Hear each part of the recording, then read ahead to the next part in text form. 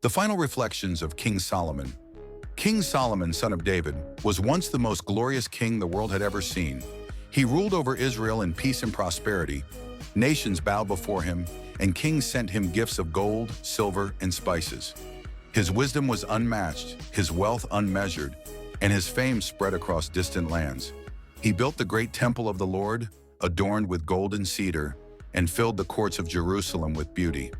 From the outside, Solomon's life seemed perfect, overflowing with every blessing a man could desire. Yet as the years passed and his hair turned gray, Solomon began to reflect on the choices he had made. In his youth, he had walked closely with the Lord, asking not for riches or power, but for wisdom. God had granted his request, and with wisdom came honor, prosperity, and respect. But Solomon did not guard his heart. Drawn by his many foreign wives and concubines, he built altars to their gods. His devotion, once pure, became divided. Slowly, the king who had built the temple of the Lord began to bow before idols of stone and wood. In his later days, Solomon looked back at his achievements: the palaces, the ships, the treasures, the gardens, the songs, the countless wives. He realized that though he had gained everything, it had not satisfied his soul. The laughter, the feasts, the riches, all were fleeting. The pleasures of the flesh and the pride of power had left him empty.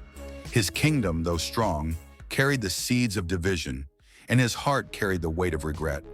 And so Solomon wrote the book of Ecclesiastes, a collection of his reflections on life.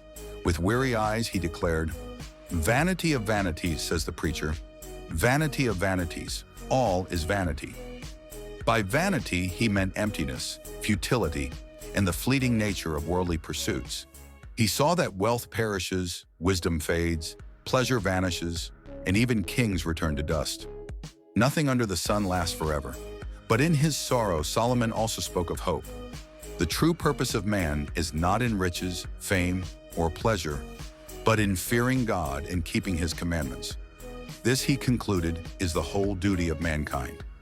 Moral of the story: Solomon's final words teach us that no matter how high we rise or how much we gain, everything without God is empty.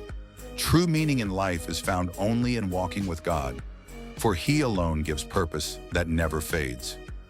Please like and leave a comment. If you're not following us, you probably will not see us again. Follow for more.